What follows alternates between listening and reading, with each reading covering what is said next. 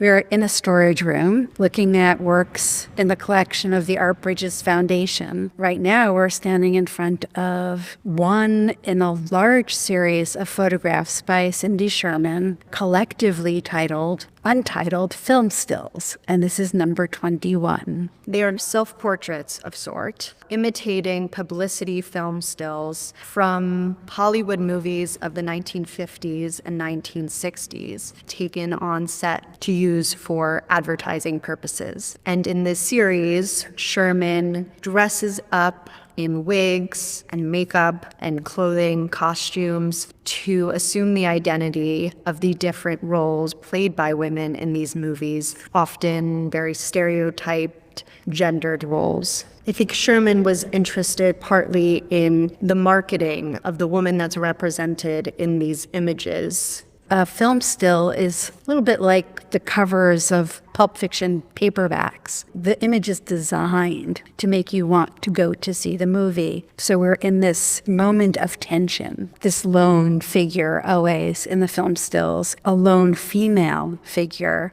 always at this moment in between. Something seems to have just happened to make the figure concerned, uncertain, wary, fearful, and we don't know what she's looking at, and we don't know what's about to happen. Sherman intended for the narratives to be open-ended. While the photographs are shown together in various groupings, they are not sequential. They do not build upon one another to form a narrative, but rather Sherman wanted viewers to bring in their own assumptions, to create their own stories, and also perhaps to recognize the biases that might accompany some of that media consumption. Well, if we think about this through a feminist lens, we come up against the ways that images in popular culture are used to construct identity. And from that, we get the idea of identity as a kind of performance and something which is unstable. She is a photographer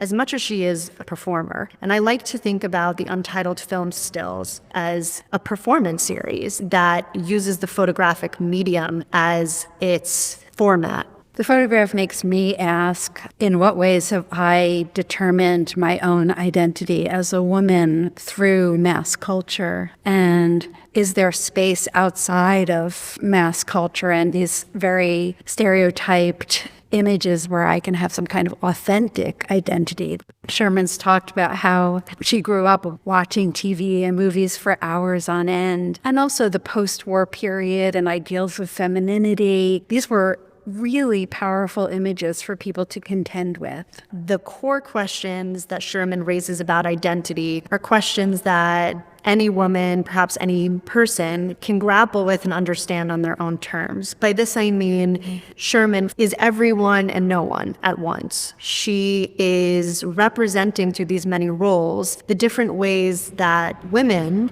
both in the 1970s as much today, assume roles almost unwittingly that they have absorbed as they've grown up through this media culture. She's recreating a pre-existing type of image. Sherman intentionally and purposefully is making photographs that are not fine art, that draw on mass media, the film still, but that intentionally look like the images that we encounter in our lives every day. So in a way, I think about it as the opposite of a photograph by, say, Ansel Adams, where every aspect of the photograph is so carefully calculated to produce this perfect photographic image. Here, that's not the intention at all. In fact, imperfection is the point. Sherman saw these publicity stills as cheap throwaway images. Those are her words. And that isn't to demean the images of mass consumerism, but rather, I think, to actually celebrate them as a form of art regardless of their popularity. She even, in some images, developed the film with hot chemicals in order to create this effect of graininess as opposed to clarity. So what doesn't often get spoken about with Sherman is that she really enjoyed dress up and the idea that she could play the housewife. And And instead of maybe like first wave feminism critiquing some of these stereotyped understandings of what a woman is,